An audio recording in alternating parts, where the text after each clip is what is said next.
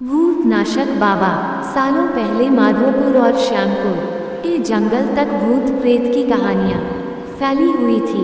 पास के ही गांव के लोग इन्हीं जंगलों में अपने जानवर चराते थे, लेकिन भूत के डर से शाम होने से पहले लौट जाते थे। एक दिन राजीव भी उसी जंगल में अपनी बकरियों के लिए घास लेने के लिए गया था। अक्सर काम से जी चुराने वाला राजीव मजबूरी में जंगल आया था, इसलिए उसका मन घास काटने का बिल्कुल भी नहीं था।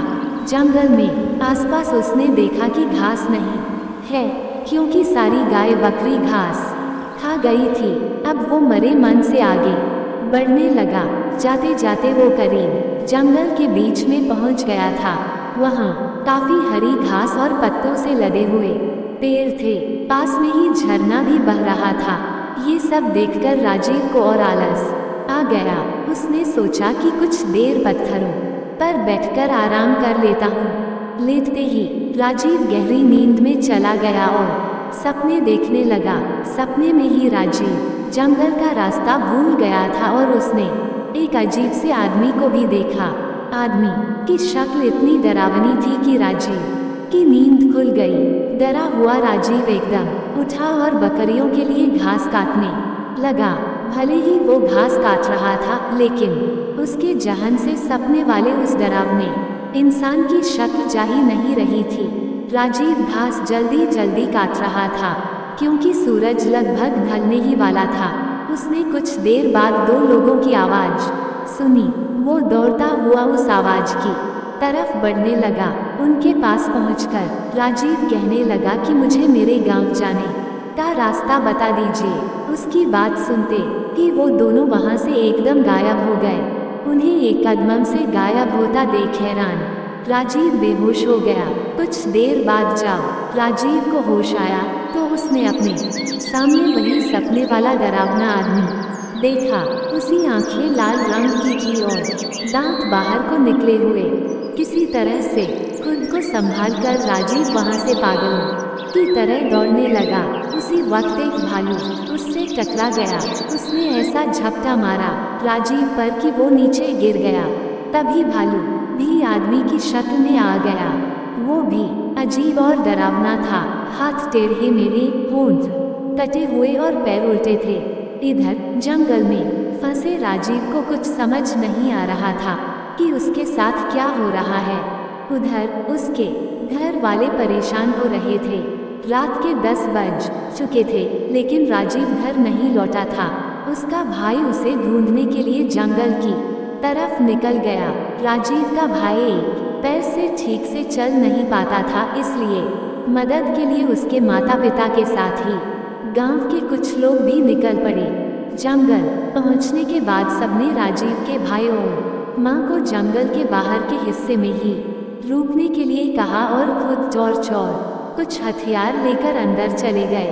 करीब 3 से 4 घंटे तक सबने जंगल के चारों ओर उसे ढूंढा, लेकिन वो कहीं नहीं मिला। बस अब जंगल का अंदरूनी और घना हिस्सा ही बचा था। रात के 4 बज रहे थे, इसलिए सबने सुबह होने का इंतजार करने का फैसला लिया और कुछ देर जंगल में ही बैठ गए। सुबह होते ही सब आगे बढ़े और राजीव की तलाश शुरू की, लेकिन वो कहीं भी नहीं मिला। सब थक हार कर अपने अपने घर लौट आए। राजीव किसी एक कोने में भूख प्यास से तड़पता हुआ पड़ा था। उसे इतना होश भी नहीं था कि वो कहाँ है। राजीव का परिवार भी 3 दिन से उसकी याद में परेशान थे। राजीव के भाई के मन में हुआ कि वो पक्का कहीं मुसीबत में ही होगा। अब मुझे भगवान को याद करना चाहिए। उसने तुरंत नीम के पेड़ के नीचे गड्ढा खोदना शुरू कर दिया। भाई लौटेगा कहते कहते किसी तरह से उसने गड्ढा खोद लिया। अब रोज सुबह वह उस गड्ढे में जल और दूध चढ़ाता था। उसका मानना था कि उनके देवता उसी नीम के नीचे ही रहते हैं। वो रोज सुबह उसी पेड़ के पास बैठ जाता और उसे कोई भी उठाने के लिए आता तो उसे धक्का मार देता था। नीम के पेड़ के नीचे बैठकर राजीव का भाई बस यही कहता था कि मेरा भाई आएगा, उसे मेरे भगवान लेकर आएंगे। राजीव के न मिलने और उसके बड़े भाई कि ऐसी हालत देखकर गांव वालों ने एक भगत को बुलाया। उन्होंने कुछ देर ध्यान लगाकर सबको बताया कि राजीव जिंदा है और वो कल घर आ जाएगा। उसकी मदद करने के लिए खुद भगवान जा रहे हैं।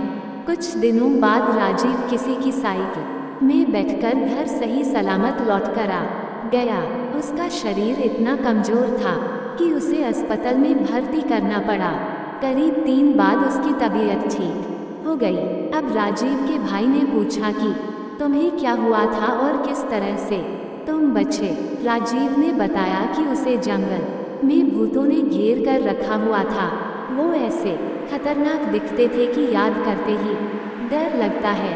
आवाज़ें भी अजीब अजीब सी निकालकर मेरे चारों तरफ नाचते रहते थे। मुझे लगता था कि मैं कभी बच नहीं पाऊंगा उन भूतों से, लेकिन भगवान से खुद को बचाने की मिन्नतें भी करता था। तभी ऐसा लगा मानो भगवान ने उसकी पुकार सुन ली हो। उस दिन घोड़े के पैरों की आहट और उसके हिनहिनाने की आवाज़ आई। सभी भूत ये सुनकर शांत हो गए। घोड़े पर एक आदमी भी सवार था। उसके हाथों में तलवार थी। उसे देखते ही सारे भूत भागने लगे। वो अपनी तलवार से एक एक को मारते हुए आगे बढ़ रहे थे। फिर उस घुड़सवार ने मेरी तरफ देखते हुए कहा कि मैं तुम्हारे लिए ही आया हूँ। अब किसी तरह की चिंता मत करना। सुबह होते ही तुम्हें कोई न कोई लेने आ जाएगा। अभी तुम आराम करो। राजीव ने आगे कहा कि उनकी इतनी बात से ही दिल को सुकून मिल गया था। वहाँ से सारे भूत भी भाग चुके थे, इसलिए मैं बिना किसी डर के सो गया। सुबह जैसे ही मेरी आंख खुली तो वहाँ एक साइकिल वाला इंसान था। उसने मेरी तरफ हाथ बढ़ाकर कहा कि तुम्हारा घर कहाँ है, बता दो, मैं तुम्हें वहाँ पहुँचा दूंगा। उसके बाद वो मुझे घर ले आया।